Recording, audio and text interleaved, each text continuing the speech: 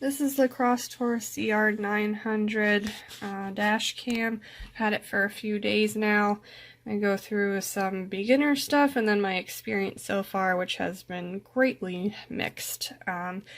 This is the main front camera with the screen that you're going to mount on your windshield. This is the camera. It adjusts up, down, left, right with some satisfying clicks. This is what's left of the bracket. The rest is actually on my windshield still. Camera gets very fingerprinty when you're doing anything with this. For setup, it's really important that you plug things in the right way. You can plug that power cable into either one of these inputs and it will start up, but it can only go one way if you want everything, including the rear camera, to work. If you're facing the screen, the one on the left is for the rear camera. The center jack is if you want to integrate GPS. The one on the right is the input for the power cable.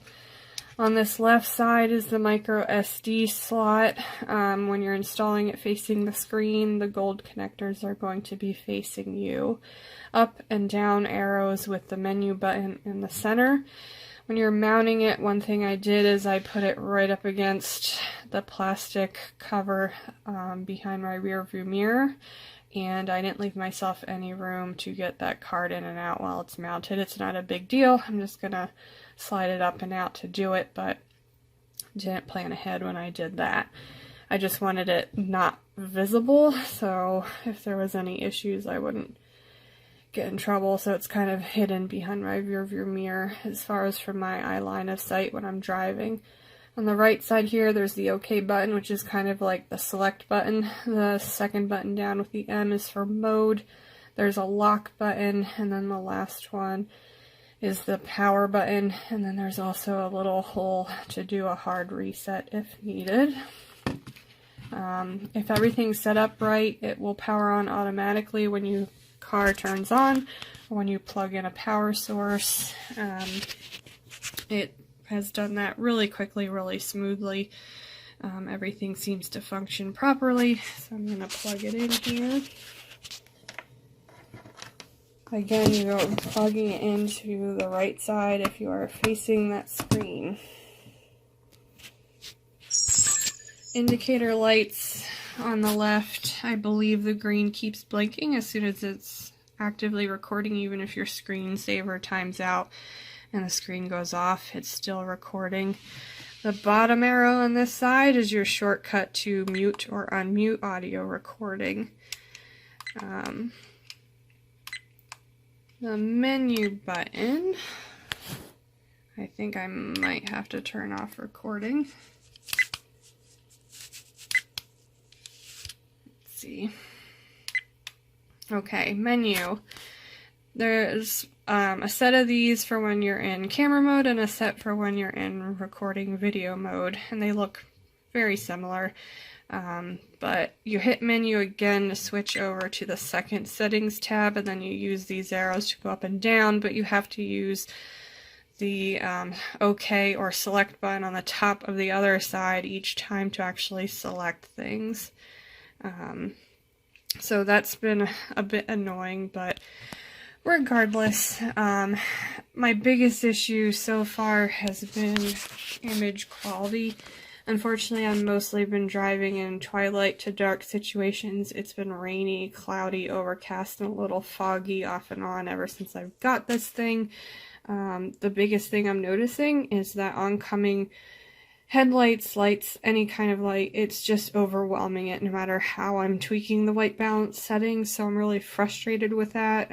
I can be like 6 feet behind a stopped car, and I can't read the headlight or the license plate number on the camera. You can't see road signs. There's just so much reflection. So if I can't figure out a way to correct that, then there's no way I can keep this thing. But other than that, like, it's so far. The few times I drove in normal daylight, even though it was a little overcast, it was really crisp and pretty nice. There was still some reflection, but I could actually see important things like license plates on it. Other than that, this installation was really easy, but I definitely am not going to keep it as is. I'm also concerned about my car when I'm not in it. So I'm going to be hardwiring it, but I really want to caution everyone.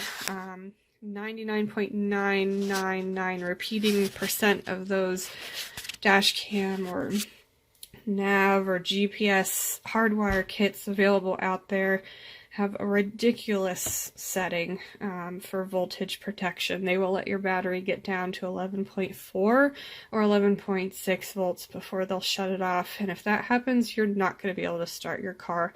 Those numbers are dead batteries at normal temperatures. So it took a while, and I finally found an actual voltage protector that I can install for the hardwire that has custom voltage protection setting levels, so there's no way I'm going to be setting anything below 12.2, 12 at the very, very least. But I just urge everyone to use caution, because this, like many of the other dash cams, doesn't have like a parking mode. So if you want that setting, you have to remember to set it to motion sensing before you leave your car, and it has to be hardwired or it's not going to be able to respond and record to anything. So I'll give an update in a little bit here when I can figure out settings. I'm going to upload some pictures of the image quality so far, and then after I do the hardwire and the voltage protector install, I'll do another update, even if I end up not being able to keep this, but I hope I can. I hope I can figure it out. Overall, the only other pet peeve is kind of how annoying the buttons in the menu are. Switching from side to side just to do simple things, but at least the content of the menus is pretty thorough, and setup of the actual menu stuff in the beginning was pretty easy.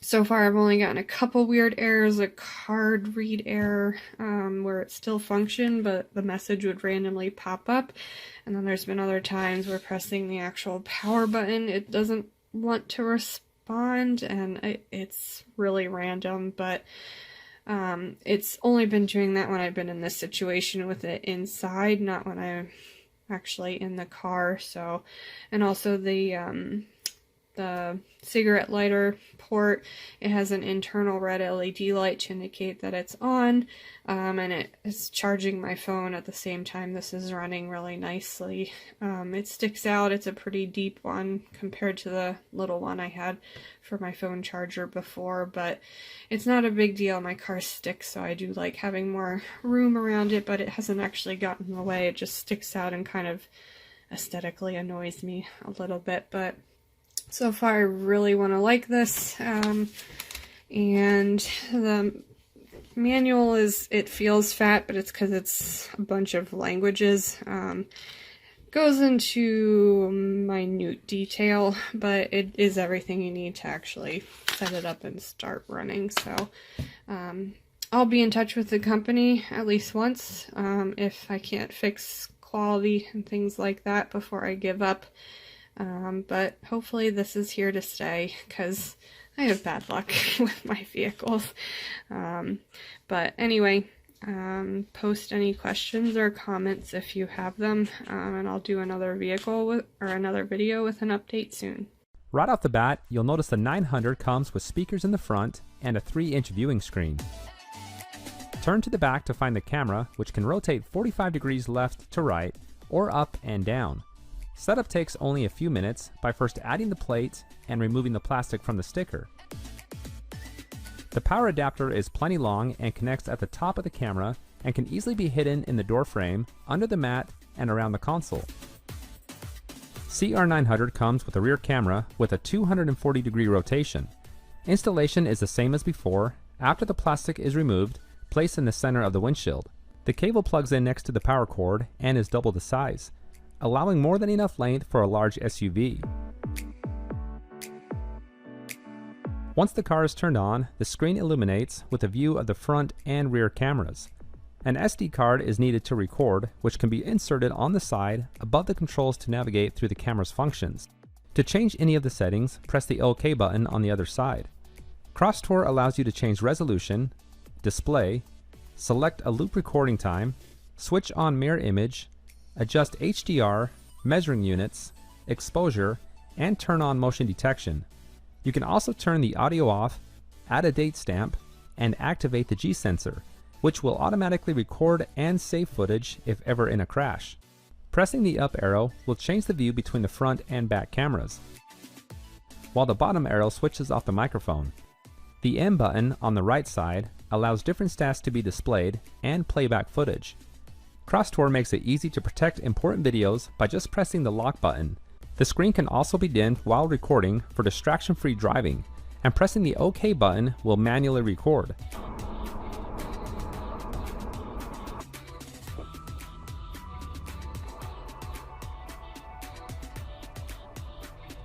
Crosstour has the ability to add a license number, select a variety of languages, and turn on the fatigue driving feature to be notified once a certain amount of driving has occurred.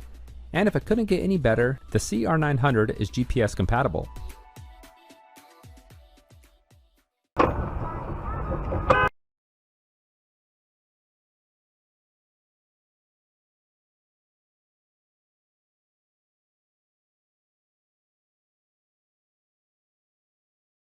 Come on, boss, she being slow.